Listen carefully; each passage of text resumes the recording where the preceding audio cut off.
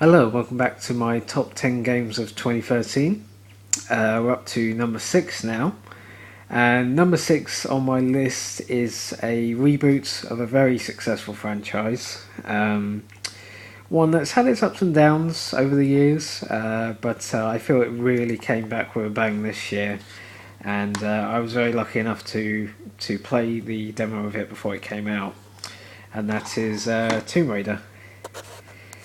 Now this was one I definitely had a lot of anticipation for because I played it at Eurogamer 2012. I played the demo of it and watched a lot of trailers in the run up to the release of the game, and I was really excited and almost to the point where I was expecting to be disappointed. But yeah, for the most part, this game really lived up to expectations.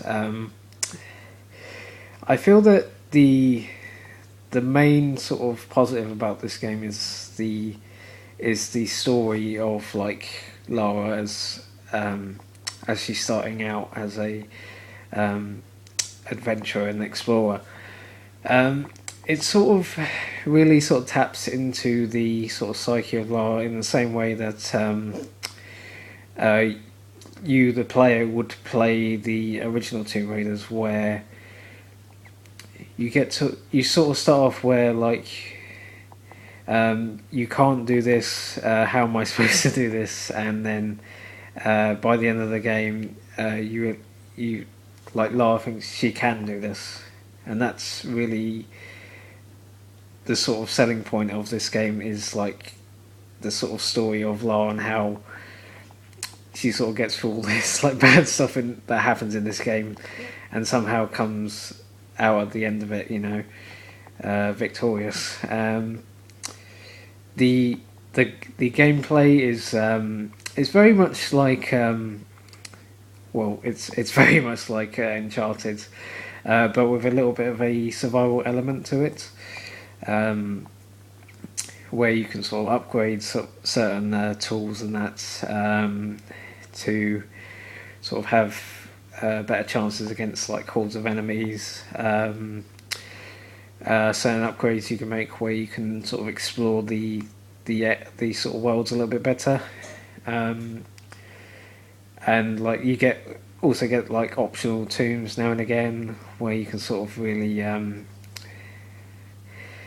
sort of think about, like there's sort of like little sort of puzzles thrown into the game if you they're sort of purely optional. You don't have to do them, but it's sort of like a sort of thank you to like the older sort of players who played all the Tomb Raiders in the past. The negatives about this game is that the multiplayer is purely one of these sort of stacked on like multiplayers where it doesn't really mean anything. It's sort of very very sort of average multiplayer. If you played games like The Darkness and you played the multiplayer, you understand exactly what I'm talking about.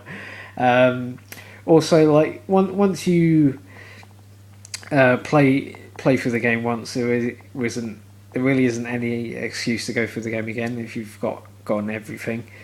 There are a lot of collectibles which can give you an excuse to play again and try and get them all. But there's no like I don't believe there's like a new game plus or anything like that really. No like difficulty achievements or anything like that.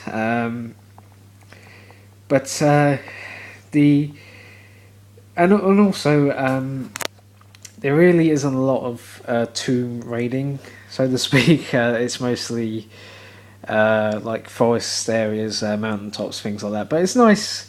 It's nice to have that for like variety's sake. Because if it was just like in tombs, then it might be a little bit boring for like the more modern gamer, I guess. But it would be nice if there was to be another Tomb Raider game of this kind. Then to sort of go into more like the sort of tombs and caves and stuff like that for next time. That would be kind of interesting. But yeah, on the whole, a very, very good adventure game. I get the thing, it had the Uncharted series not existed, I definitely would have put this a lot higher on the list. But because of that, I have to sort of put it in the number 6 position, which is no bad thing. You know, it's very good, but it's not amazing compared to like the other games I'm going to show you in the next couple of videos, in my opinion at least. But yeah, Tomb Raider, very good game. I highly recommend it if you've not played it. And there is also a definitive edition coming out for next gen. So if you happen to skip it, then there's your perfect opportunity if you're going next gen. Okay, and that was my number 6 on this list. I hope you enjoyed it, and stay tuned for number 5. Take care.